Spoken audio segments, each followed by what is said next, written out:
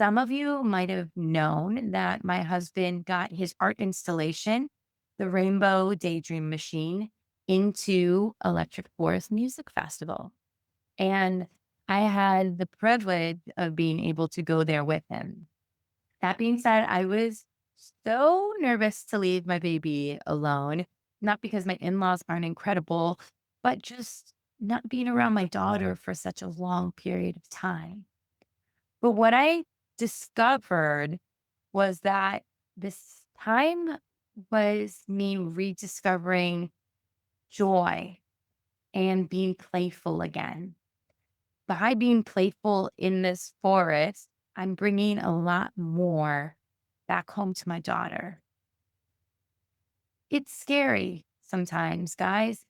It's really hard to break away from the routine because we're so used to having things a certain way. So I thought, why not share with you day by day what we did in the electric forest? I flew out on Monday and got into Grand Rapids around 5 p.m. And what I love, because originally I'm from the Midwest, I immediately saw a coffee shop, a brewery, and a Freddy's all in walking distance immediately when I got off the tarmac. It was amazing. And I immediately felt back home to my roots. My husband and his cousin picked me up, and we went immediately to Walmart, got some essentials, then got into electric forest and proceeded to set up our tent. Now, I realized that the last time we went, I really didn't set up the tent. So I was already in a crash course on tent making. And it was starting to get late out and we're tired, but we had to set up shop and make everything cozy. In the morning, we started right away working. We had to assemble my husband's piece. And where it was situated was honestly in the perfect location. When you enter the festival, there's a couple of stages, and then there's the forest itself. In the forest, his piece was situated between this giant hexagonal shape, and it lights up at night, and almost like an igloo on the other side. Then at the point was the electric forest sign. So setting up, we discovered things that were working and that weren't working. And we had to ask the incredible mind in construction how to do some adjustments. And I learned a lot, but I know my husband learned the most.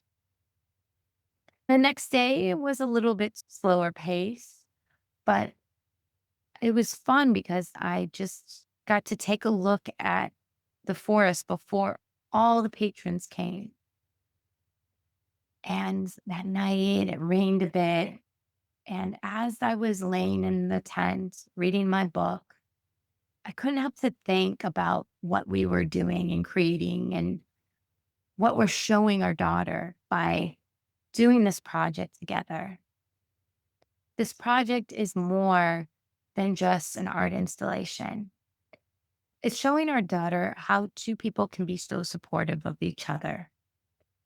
Don't get me wrong, while my husband was working on this project, I felt exhausted constantly. I didn't feel like myself. But when I was there, I saw the vision and I saw what he was creating. And I was grateful that I got to be there for the process. When Thursday rolled around, it was the big day. And as soon as the people came dashing in, I honestly couldn't help to think, what an incredible experience to see people feel like kids again. And they were playing with Evan's art piece in ways that we weren't expecting. It was a kaleidoscope. So on both sides, they're open. So people would go from one side to the other. They would talk and share little secrets. They would laugh. They would take pictures. And it was just a fun, unique experience that I don't think any of us were expecting. When people found out that he was the artist, Evan just had such a smile on his face, and that lit me up too. By Friday, we started to get more of a groove. We made the piece a little bit stronger, and we kind of had to do that each day. So Friday, we made it a little bit stronger, and then we decided we were going to really enjoy the concerts at night. Thursday, we did see a couple of incredible acts. I highly recommend Hot and Freddie. They're fabulous. Go check out their music. But on Friday, we went to see a couple of DJ sets as well as this incredible group from Ontario, Canada called the Free Label. And they had this soulful energy. They were dancing with the little Motown moves, and I was just feeling it all night. But the moment that really stuck out for me was actually this art installation called Heart Center. And I'm shouting you out, Juliana, because you're incredible. Years ago, one of Juliana's friends passed away, and she wanted to create something special for him. He always loved electric forests. So she went and came up with this idea that has grown into creating something for your loved one, a spot where you can go almost like a sanctuary and remember them. So I decided to create one for my father, and you could choose to put a trinket in there. But to keep it down, you would just put a thing of sand inside the little paper bag that you decorated and a light. And it was so beautiful by the time it got laid out, and just seeing the message I wrote to him brought tears to my eyes. And my husband, he decided to do one for his brother who had passed away at a very, very young age, named Lewis. It just felt so right to be honoring people in this glorious space. And I had stuck a ring inside of there. It's one of those little crown trinkets and a memory that kept popping up for me. Pretty, pretty princess. When I was little, my father and I would play that all the time together. We'd have so much fun.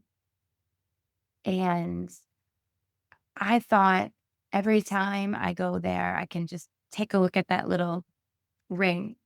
And I had an additional one for myself. He was such an amazing girl dad. And that is a memory that will always stay in my mind when he had the crown on, the rings, the earrings, all the jewelry. And he was on a plane playing Pretty, Pretty Princess with me. What an incredible girl dad, right? So later that night, it was really starting to get late. I decided to have my husband and his cousin come with me to the bag that I created. And I decided to take out that ring and give it to my husband as a token, because what I realized in that moment was that I chose an amazing husband, but also the perfect father for our little girl, Samara.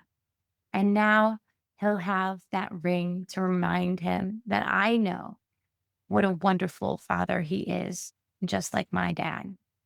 And it was just kind of a full circle moment. And we were both tearing up and embracing. And then to close the night out, we went to Lewis and the Child, and on the stage is a giant crown That's their logo.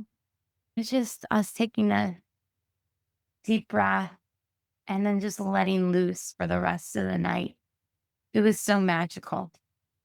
And it was me taking that memory and living in it in a real positive way. I'll never forget the look on all of our faces as we just watched the fireworks show at the end of Lewis and the Child.